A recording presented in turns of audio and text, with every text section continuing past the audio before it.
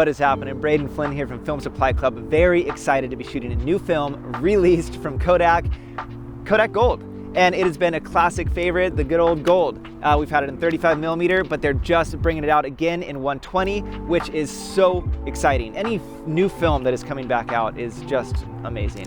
I'm gonna be comparing it to Portra 400, which is a pro-grade film. Kodak Gold is a consumer film. We're gonna be talking about the differences later, but want to see how it looks, and very excited to be showing it to you.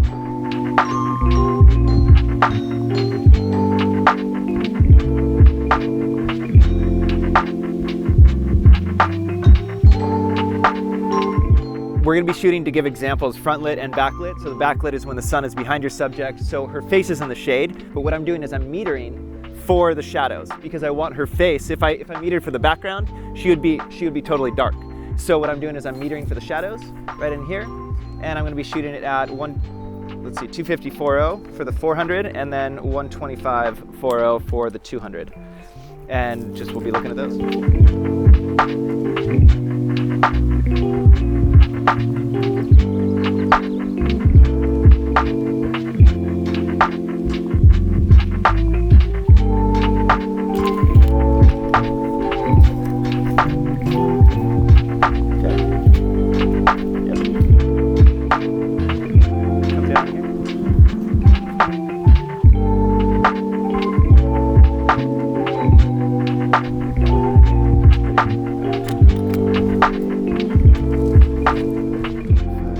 So Kodak Gold, typically it's a warmer film. I find that Portra 400 has a lot more neutral tones. It just gives you more options as a pro to have that sort of neutral base.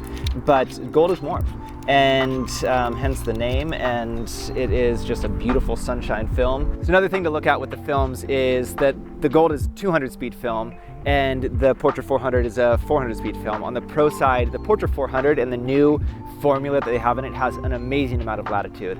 Kodak Gold loves light. Give it as much light as possible.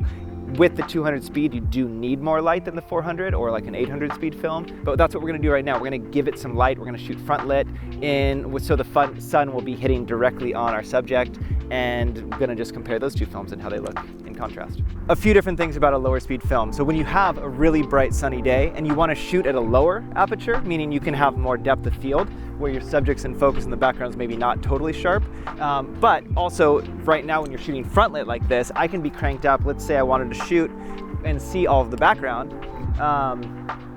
so I can be at 125 f/16. Right? Or if I wanted to shoot lower, I could be at 2004. But a lot of cameras sometimes only go up to 1,000 speed, some of the older 35mm SLRs. So if you're wanting to, basically, if you want to be able to get a good exposure, being able to shoot front lit and do it that way.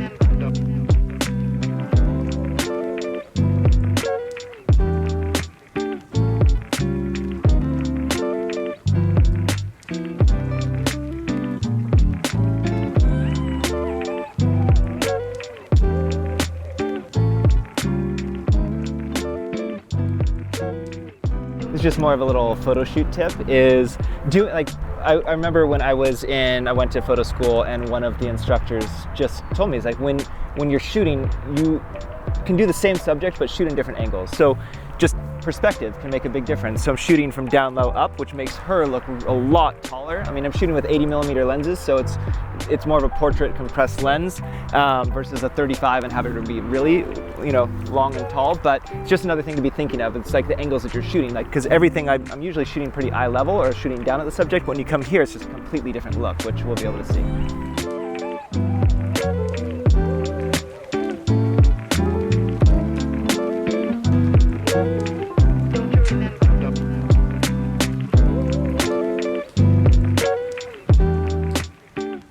Chose the beach as our second location because it's just obviously like such different tonality than what we had more in the wilderness with the trees, but we got a lot more blues and tans and bright sun. So I'm gonna go load up some more film in the cameras, and then we're gonna talk a little bit more about the details, the saturation, the colors, and compare the results.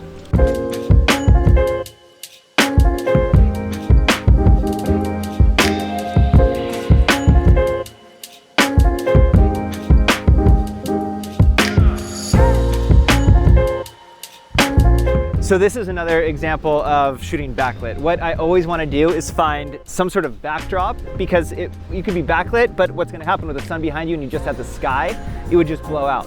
So having a backdrop, now you get this really beautiful ring on your subject, and that's what we're going to be shooting. So with the gold, I'm going to be rating it, again, 125/40. I'm metering for the shadows, so her face is exposed, and then what's great about film is it retains the highlights, as long as our shadows are exposed well. And then it'll be 250 for the Portra 400.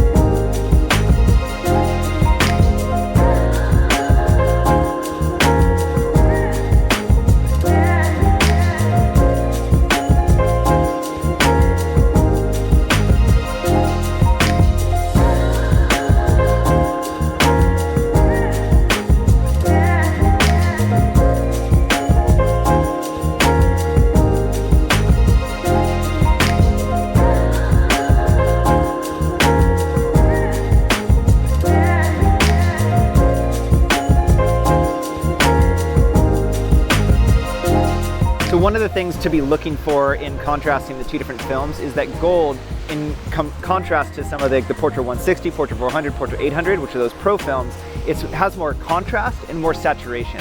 So with the saturation, you're going to see a lot richer colors, you're going to probably see some warmer tones, and this film loves light. Again, it's a lower speed film, so it needs more light, but with this front lit, I think you're going to really see just like the blues in there. So I'm excited to see how these two look, but those are just things when you're comparing the film, those are things to be looking for. Bring your face a little bit more towards me.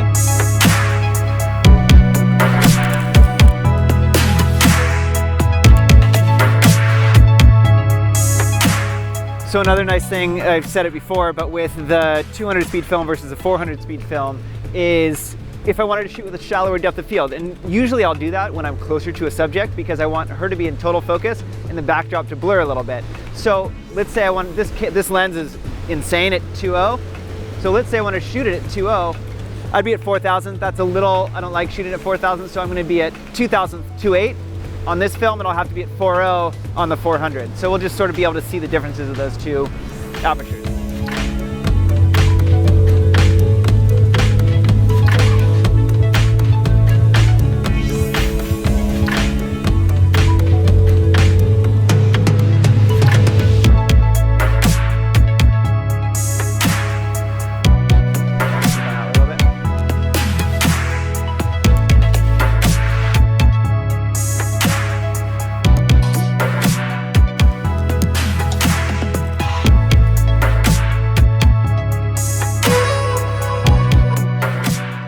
Why I'm so excited about this is because back in the day when film was at its height, you had so many different options to choose from, and each different film had its own characteristics. Some of them had more contrast, some of them had more grain, some of them had different structures of grain, different colors, you know, all the different things. And so now that like companies like Kodak are bringing back some of their older films or bringing back films in different formats, it just gives us another option, which I am pumped about.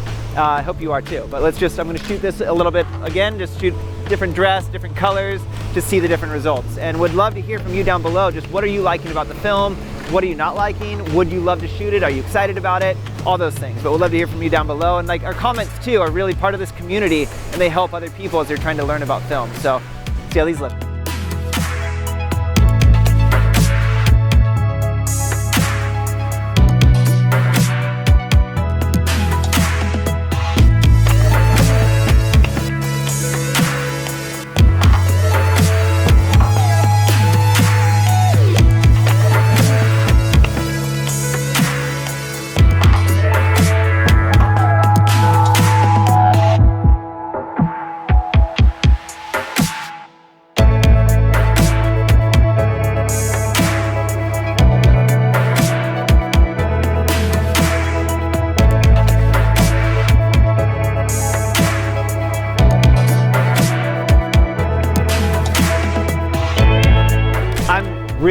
really excited to have this film come out, Kodak Gold.